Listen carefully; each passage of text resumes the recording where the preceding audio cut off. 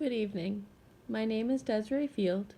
I have been thoroughly researching family violence and all that it encompasses. I have found that family violence is a form of abuse that is more common than others, but yet is the most unreported. Only about 1% of all cases of family violence gets reported to the police. The book Criminal Behavior: A Psychological Approach states that family violence refers to any assault, intimidation, battery, sexual assault, sexual battery, or any criminal offense resulting in personal injury or death of one family or household member by another who is or was residing in the same single dwelling unit. Family violence is quite fragmented because of the various terminology used. Family violence has also been stated as domestic violence, intimate partner violence, and spousal violence, child abuse, neglect, sibling violence, maltreatment, and elderly abuse. Crime reports on all of the various forms of family violence began rolling in around the 1990s. The Home Office defines domestic abuse as any incident or pattern of incidences of controlling, coercive, or threatening behavior, violence, or abuse between those aged 16 or over who are or have been intimate partners or family members, regardless of gender or sexuality. This can encompass, but is not limited to, the following types of abuse: psychological, physical, sexual, financial, and emotional. There were 8,075 domestic abuse instances where reported to local police in 2010. That's around 22% a day, and 2,600 of the 8,075 incidents were attended by police officers. Those numbers are astonishing to me. Only 2,600 cases out of the overwhelming total of 8,075 were attended by police officers. That could potentially be a result of the various types of abuse. Police generally prioritize the physical or the sexual over the verbal or the emotional. Another factor could be the time of which the incident occurs. For example, if the abuse occurred 5 hours or even days before the report to the police, then they were less likely to attend the scene of the incident. It is hard to imagine that there were so many domestic abuse cases reported in 2010, yet that is still only about 1% of the total cases of abuse that occurs. So many cases go unreported because of the fear or shame the victims may feel because of the incident. Many victims feel that they are at fault, or they begin to make excuses for their loved ones because they love them so much. I once witnessed a domestic abuse case go unreported because the woman felt ashamed because of her history. She was abused as a child, and when her husband did the same to her, she felt as though she was helpless, like she let it happen to her. She also made excuses because she loved him. She did not want to ruin the rest of his life because of the one incident that occurred. Now the woman is my grandmother. She was married to this man for about 20 years. They had been separated for about 3 years now, and she still talks about him as though they were married, and wears her wedding band and tells these wonderful stories about him as though he is still a part of her life.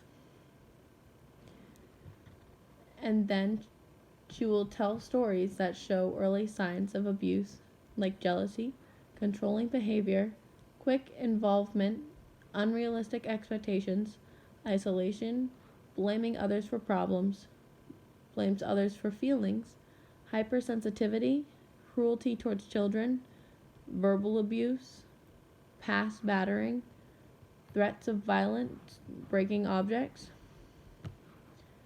using force during an argument. I would never be able to notice them back then, but I also was young. I once looked up to this man as a role model, but now when I hear about how he controlled what car she bought because he did not want her to own a manual transmission, I inform her of the signs that he was showing of being abusive, and she just simply says no. She truly believes that he did those things because he loved her, not because he was controlling or abusive, just because he wanted what was best for her in their relationship. Elderly abuse goes so far beneath the radar that it is often overlooked when we think of family violence. One of the most extreme and disturbing expressions of problematic caregiving behaviors that has not been addressed properly is when the behavior turns negative and leads to elder abuse and neglect. Elder abuse and neglect have been recognized over the years as alarmingly increasing social problems by social workers, criminologists, clinical psychologists, and medical professionals around the world. Many don't think about the elderly because of how old they are. They feel that they are so close to death that it does not really matter as much as the youth. So many cases of elderly abuse goes unreported because the victim is unable to vocalize the incident or have too much pride and do not feel comfortable sharing their vulnerability with another person. It was first described as granny battering in the 1975 and later in 1997. The House of U.S. Representatives Select Committee on Aging labeled it the hidden problem.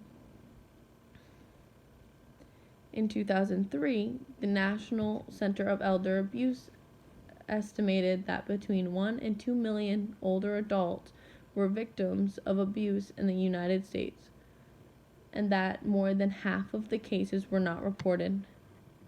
Many of the reported cases were found to be legitimate, and complaints about negative or mistreatment tripled between 1990 and 2003.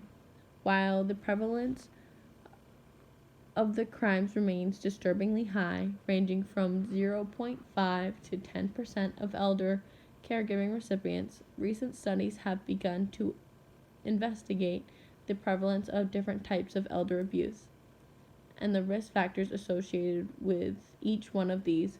For instance, examining cases of elder abuse and neglect reported in the Milwaukee County Department of Aging in Michigan, Thompson found that only 3% of the 5,316 cases were reported by elderly victims, and approximately 58% of the reported cases were sustained. The single most important predictor of all forms of elder abuse except financial exploitation was the elder care receiver's behavioral problems due to the mental health issues. The trauma of living in the shade of parental maltreatment affects not only the daily function of children, but also the entire course of their development. Studies have shown that emotional, cognitive, behavioral, and social disorders accompany these children into adolescence. This covers all maltreatment toward the child, children of drug user fathers, physically abused and neglected children. The attachment theory describes that the impact of the child-parent affectionate bond on the children's personality and behavioral organization. It has been found that there are more research reports on physically abused children and neglected children than on children of drug user parents.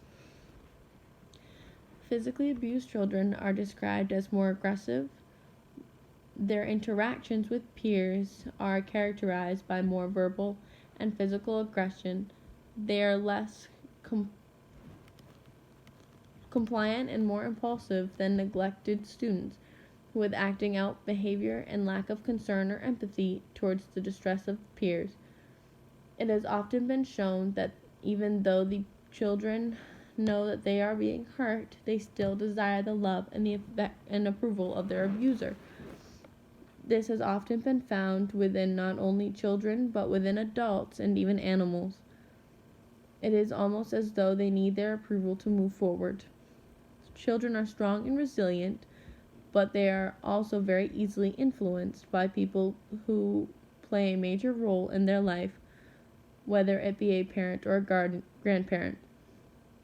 So children sometimes, in the worst case, connect love with abuse. They will think that to show love, that abuse goes hand in hand. Family abuse is a large issue within today's society that needs to be corrected. If not solved, then our children, the next generation, will abuse their families and the cycle will continue from generation to generation. If we do not take action and break the chain, our world would be completely filled with violence and anger without a proper way of being able to handle and cope with the serious emotions that we feel from day to day. Then, instead of us looking back and thinking, wow, I wish we were back in the day when children played outside instead of sitting inside on their computers, we will be thinking, wow, I wish we were back in the day when children were not as beaten.